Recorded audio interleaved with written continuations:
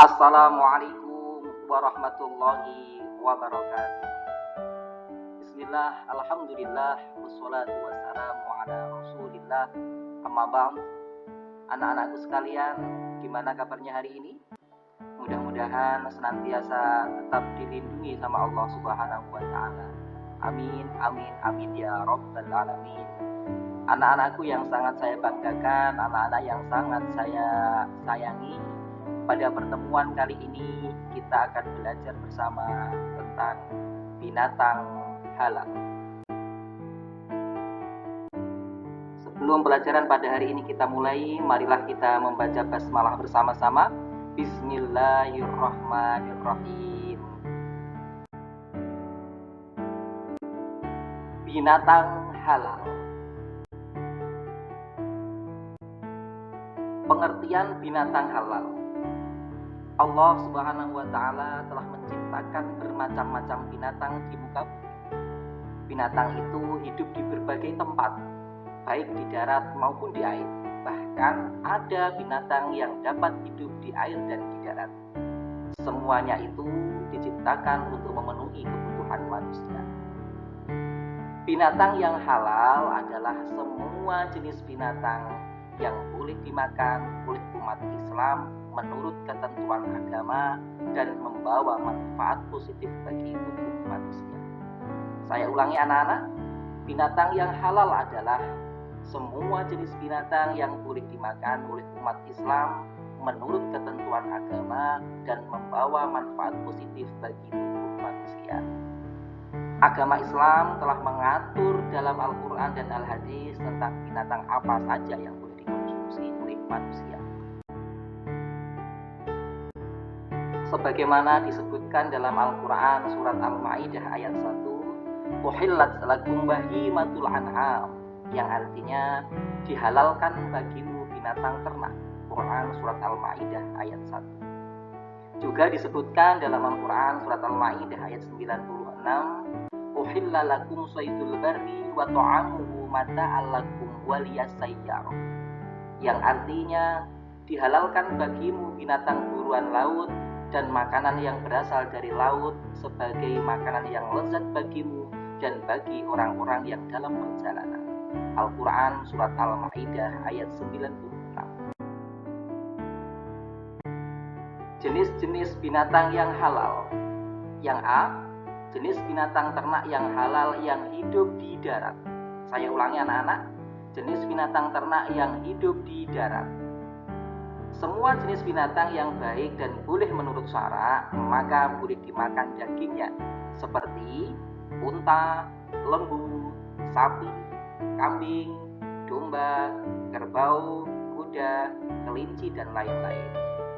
Hal itu telah dijelaskan oleh Allah dalam Quran surat Al-Ma'idah ayat 1 yang berbunyi, uhillat lakum bahimatul an'am, yang artinya dihalalkan bagimu binatang ternak. Jadi anak-anak, binatang-binatang ternak yang ada di lingkungan kita, yang kita sering lihat sehari-hari, seperti sapi, kambing, kerbau, ayam, dan lain sebagainya, itu adalah termasuk dalam kategori jenis binatang yang halal. Yang B, jenis binatang yang hidup di air. Semua jenis binatang yang hidup di air, baik air tawar maupun air laut, hukumnya halal untuk dimakan. Walaupun matinya karena disembelih, dipancing, mati sendiri, maupun sebab-sebab lainnya. Sebagaimana firman Allah Subhanahu wa taala dalam Al-Quran surat Al-Ma'idah ayat 96, uhilla lakum saydul barri wa ta'amuhu mata'al lakum waliyasayyar, yang artinya dihalalkan bagimu hewan buruan laut dan makanan yang berasal dari laut sebagai makanan yang lezat bagimu dan bagi orang-orang yang dalam perjalanan. Quran surat Al-Ma'idah ayat 96. Jadi begini anak-anak, semua jenis binatang laut yang hidup di laut, baik itu di air tawar maupun di air laut, hukumnya adalah halal untuk dimakan. Walaupun matinya karena disembelih, bisa jadi karena dipancing, atau mati karena sendiri, ataupun oleh sebab-sebab lain. Intinya semua semua jenis binatang yang berasal dari laut itu hukumnya halal untuk dimakan. Dari uraian di atas anak-anak dapat disimpulkan bahwa semua binatang yang hidup di air tawar maupun di air laut hukumnya halal untuk dimakan, seperti cumi-cumi, singa laut, anjing laut, hiu, paus, dan lain sebagainya.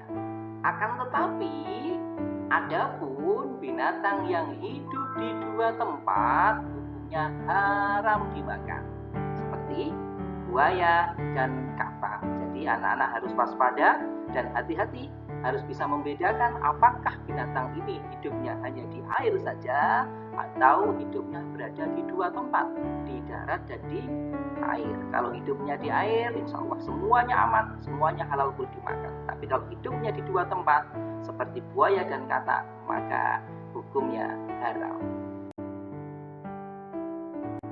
Yang C, binatang unggas.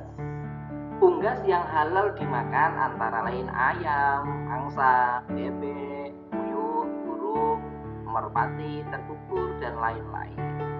Yang D, bangkai ikan dan belalang. Dalam syariat Islam ada dua bangkai yang halal dimakan dan tidak najis sebagaimana telah dijelaskan oleh Rasulullah SAW. Ukhillat lana maitatani hutu wal jarod, yang artinya dihalalkan bagi kita dua macam bangkai, yaitu bangkai ikan dan belalang. Hadis riwayat Ibnu Majah dari Abdullah bin Umar. Anak-anak, untuk binatang unggas itu sering kita menjumpai di lingkungan kita, seperti angsa, bebek, burung, dan lain sebagainya. Itu adalah termasuk binatang yang halal untuk dikonsumsi, yang boleh dimakan oleh manusia. Akan tetapi yang Pak, ini bangkai kok bisa dimakan? Boleh. Seperti yang dijelaskan di dalam hadis tadi, untuk umat Islam itu boleh memakan dua bangkai, meskipun sudah menjadi bangkai, yaitu cuma dua saja, yang lainnya tidak boleh, yaitu adalah bangkai ikan dan belalang. Dan firman Allah pula, ya ayyuhalladzina amanu kulu min thayyibati ma razaqnakum, yang artinya, hai orang-orang yang beriman, makanlah yang baik dari yang telah kami rizkikan kepadamu. Quran Surat Al-Baqarah ayat 172. Sesuai dengan firman Allah di atas, terdapat perintah bahwa kita disuruh untuk memakan binatang yang halal dan baik. Saya ulangi anak-anak, terdapat perintah bahwa kita disuruh untuk memakan binatang yang halal dan baik. Hal ini ditujukan kepada seluruh manusia yang beriman. Mereka diperintahkan memakan binatang yang halal dan baik di muka bumi. Halal berarti sesuai dengan Al-Quran dan Al-Hadis, dan diperolehnya dengan cara yang benar, bukan dengan cara yang merampas atau dengan cara-cara yang tidak diperbolehkan. Sedangkan baik atau thayyiban berarti bukan termasuk makanan yang keji atau yang kotor. Saya ulangi, makanan yang baik ataupun thayyiban berarti bukan termasuk makanan yang keji atau kotor. Contohnya seperti bangkai, darah, daging babi, dan lainnya. Yang keempat, tata cara penyembelihan binatang. Penyembelihan binatang ada dua macam, yaitu penyembelihan secara tradisional dan modern. Penyembelihan secara tradisional biasanya dilakukan dengan menggunakan alat sederhana seperti pisau atau parang. Jika penyembelihan secara modern dilakukan dengan mesin atau alat pemotong yang tajam dan telah memenuhi syarat dan rukun penyembelihan, maka halal untuk dimakan. Sabda Rasulullah SAW, ma unhirad dam wa dzukira rasmullah alaihi faqul laisa asin wa dufra, yang artinya sesuatu yang mengalirkan darah dan yang disembelih menyebut nama Allah, makanlah boleh, terkecuali gigi dan kuku sebagai alat penyembelihnya. Hadis riwayat Bukhari Muslim. Jadi anak-anak, meskipun tadi di atas sudah dijelaskan binatang-binatang yang boleh dimakan atau binatang-binatang yang halal, Untuk proses selanjutnya, binatang tersebut bisa dimakan apabila juga disembelih menggunakan syariat Islam.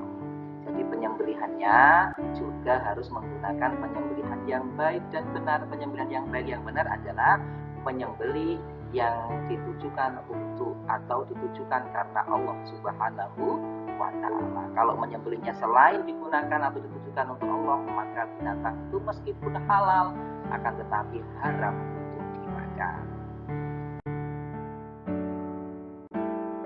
Agar binatang yang disembelih halal untuk dimakan, maka perlu diperhatikan syarat-syarat dan rukun-rukunnya dengan baik. Rukun penyembelihan binatang adalah yang A, ada orang yang menyembelih, yang B, ada binatang yang disembelih, yang C, ada alat untuk menyembelih, yang D, menyebut asma Allah sebelum menyembelih. Syarat-syarat penyembelihan binatang adalah yang A, penyembelih harus orang muslim, yang B, disembelih di lehernya hingga putus urat lehernya, yang C, hewan yang disembelih masih hidup dan halal dimakan, yang D, alat untuk menyembelih harus tajam. Jadi anak-anak meskipun menyembelih harus ada hal-hal yang perlu diperhatikan. Di antaranya adalah syarat-syarat menyembelih. Di antaranya tadi sudah disampaikan, yang A adalah orangnya atau yang menyembelih itu harus orang yang beragama Islam. Yang kedua, yang disembelih adalah lehernya hingga putus urat lehernya, bukan putus lehernya. Beda ya, antara putus urat lehernya dan putus lehernya. Kalau putus lehernya berarti terpisah antara leher dengan bagian tubuh. Yang C, hewan yang disembelih masih hidup dan halal dimakan. Jadi hewannya juga kondisinya masih hidup, nggak boleh menyembelih binatang yang sudah mati. Di sini tidak boleh. Dan yang D, alat yang digunakan untuk menyembelih harus tajam. Demikian anak-anak pembelajaran kita pada pertemuan kali ini. Mudah-mudahan pembelajaran kita tadi bisa bermanfaat untuk kita semuanya. Dan marilah pelajaran kita pada hari ini kita akhiri bersama dengan bacaan hamdalah.